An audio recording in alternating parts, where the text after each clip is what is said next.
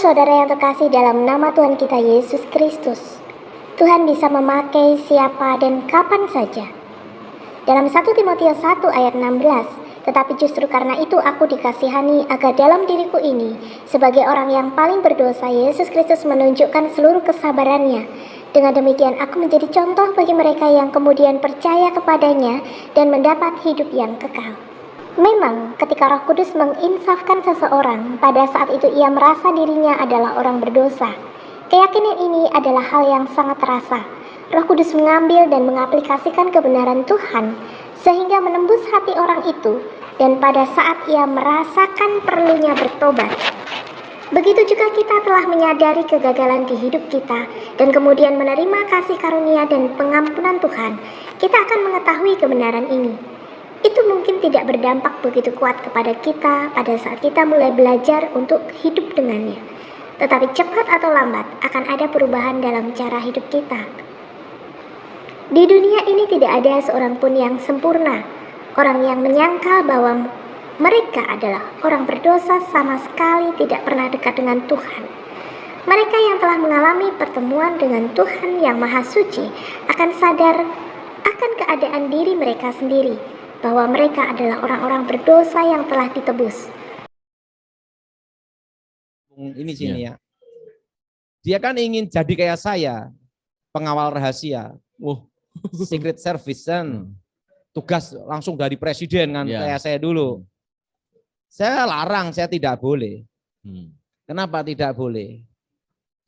Saya belum siap mengubur anak saya sendiri. Resikonya sangat besar, Pak. Tim saya itu banyak dikubur sama ibunya sendiri. Waduh. Dan itu sangat menyedihkan. Bukannya anak mengubur ibu, tapi ibu mengubur anak. Oh, itu lebih sakit. Nah, itu pengalaman hidup saya lihat tim saya. Waktu bendera merah putih diserahkan. Dan itu sangat menyedihkan. Kan waktu anak saya ngomong, saya ingin kayak papi. Oh, enggak boleh. Pasti saya papi enggak izinkan, enggak boleh. Kenapa? Karena saya belum siap mengubur anak saya sendiri. Karena untuk menjadi pengawal rahasia, tugas khusus. Saya bisa hidup aja udah puji Tuhan. Bisa melalui sampai sekarang. Karena tim saya banyak dikubur sama ibunya. Apakah kita siap untuk itu? Kan saya lihat pemakamannya. Saya kan sampai sekarang ke Jakarta sering ziarah di Taman Makam Pahlawan Kalibata. Karena tim saya kan dikubur di sana. Yang nguburkan ibunya sendiri. Saya ngomong belum siap. Iya, Pak. Karena resiko besar ya, Pak ya. Kita hari ini hidup, besok mati, atau jam depan nanti mati, tidak tahu. Karena tugas khusus. Dan itu harus benar-benar mentalnya udah siap. Oh, ngeri. Nah, itu pengalaman ya. ya. Pengalaman Pak Daud ya, Bapak Ibu Saudara. Lebih baik jadi orang biasa aja. Sipil aja, Pak ya. Sipil. Kayak saya kan sekarang ya sering kawan-kawan ngomong, ikut lagi. Nah. Disyukuri apa yang sekarang ini aja, Pak ya. Gini ya, cerita enak itu setelah selesai semuanya tugas. Nah, pada tuh menjalaninya, kita enggak tahu. Ke depan 5 menit, 10 menit kita mati itu enggak tahu. Ya, betul. Orang ngomong enak kan karena tahu akhirnya. Akhirnya. Gigit. Betul? Nah, makanya dalam militer tidak bisa. Dalam militer itu hanya satu garis. Makanya dalam militer itu tidak boleh menggigit. Langsung terputus. Des. Dalam operasi apapun des, terputus. Karena yang bertanggung jawab adalah komandan lapangan. Istilahnya nggak boleh cokot-cokotan lah, Pak. Kalau saling menggigit sana, gigit sini, lah bisa berapa regu, kena semua. Merambat kemana-mana itu. Enggak, jadi hebatnya tuh pada waktu saya ikut Edi Wibowo kan dia ngomong, yang bertanggung jawab saya dalam operasi ini. Ini perintah dari saya dan ini adalah tugas yang harus kalian lakukan. Ya. Dan dalam tugas ini saya yang bertanggung jawab. Ya. Nah, Edi Wibowo selalu gitu. Jadi waktu kita menjalankan tugas itu, urusan apapun itu urusannya Edi Wibowo. Iya, Pak. Karena apa? Kita hanya pelaksana. Dia yang bertanggung jawab atas perintahnya dia.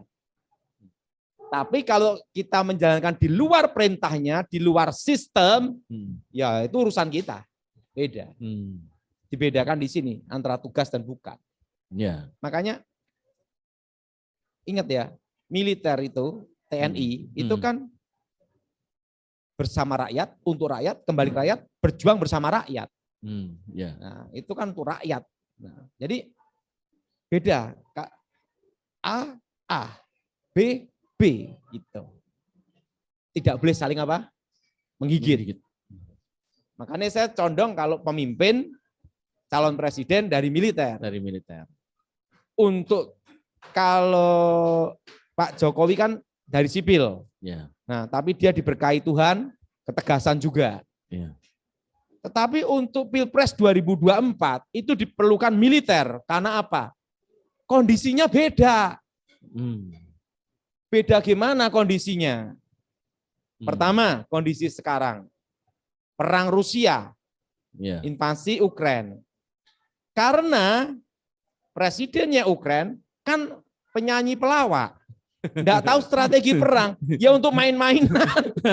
Nah, sedangkan si Putin orang punya strategi pengalaman. Militer intelijen. Sudah pengalaman. Tahu enggak? Putin itu strateginya hebat. Dia pukul lalat yang kena para gajah. Dia pukul apa? Lalat.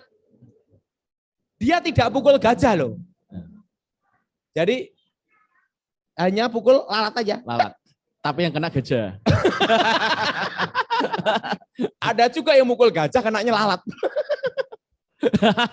Nah itu militer. Berarti Putin ini strategi. Coba bayangkan. Kalau Ukraina ini, kita ngomong ya strategi perang ya. Ukraina ini ya. Rusia mau selesaikan 1 minggu selesai. Tapi kalau orang ahli strategi, jangan diselain dulu dong. Dibikin bulan-bulanan, bila plus tahun, 2 tahun. Nah. Iya, betul, Pak. Betul, Pak. Iya ini, Pak. Pukul lalat kena gajah nih, Pak. Nah, Putin pinter, dibuang semua ke Ukraina kan. Gratis. Itu kan kalau ada otak pinter kita bisa. Lah sedangkan Ukraina presidennya kan bukan strategi. Nah, apalagi sekarang Cina, Taiwan, betul enggak? Nah, jadi kita harus gimana? Nah, Capres 2024 tuh saya lebih suka militer ya. Tapi tergantung Tuhan. Kalau Tuhan ngomong sipil gimana lagi? Itu urusan Tuhan yang terbaik. Nah, tapi ini saya beritahu itu aja. Kemarin juga ngomong cawapres. Kalau cawapres saya beritahu 2. Gibran sama Pak Jokowi kalau Pak Jokowi berkenan. Iya, itu kan masih boleh, Pak ya. Boleh. Ya enggak tahu hukumnya gimana. Karena untuk ngelanjutin programnya Pak Jokowi. Ya, tapi itu perlu kerendahan hati. Jadi cara berpikir kan beda gitu loh. Karena tahun ini sipil oke ya, presiden. Tapi untuk 2024 ini kondisi geopolitik, geostrategis dan perubahan ini politik yang ada di dunia ini kan betul-betul pengaruh besar. Ya. Jadi diperlukan strategi-strategi. Ahli strategi. Ahli strategi.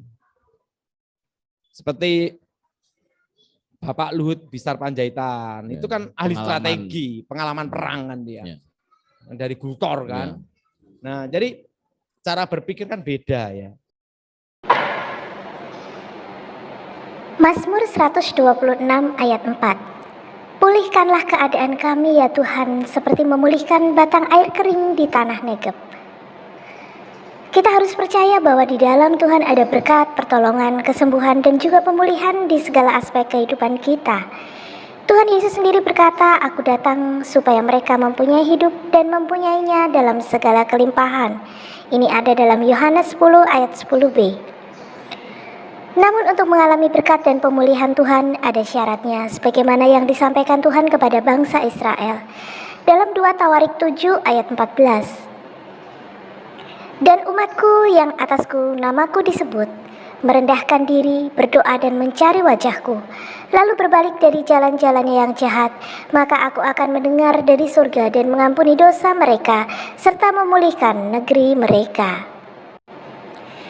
Inilah yang Tuhan kehendaki untuk kita perbuat supaya kita beroleh pemulihan.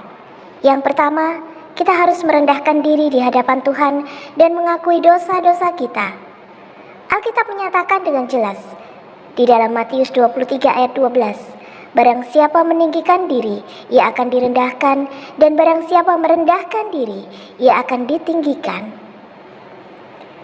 Merendahkan diri memiliki arti yang berbeda dengan rendah diri atau minder. Merendahkan diri merupakan lawan kata dari meninggikan diri. Merendahkan diri berarti membiarkan diri kita berada di tempat yang lebih rendah dari orang lain, di mana kita bersikap apa adanya, terbuka dengan kelemahan kita. Merendahkan diri di hadapan Tuhan berarti menyadari akan kekurangan, keterbatasan, dan ketergantungan kita sepenuhnya kepada Tuhan. Kita sadar bahwa di luar Tuhan kita tidak bisa berbuat apa-apa. Ini juga berarti kita menyadari akan keberadaan kita sebagai orang berdosa dan memohon pengampunannya. Dan dalam 1 Yohanes ayat 9, jika kita mengaku dosa kita, maka Ia adalah setia dan adil, sehingga Ia akan mengampuni segala dosa kita dan menyucikan kita dari segala kejahatan.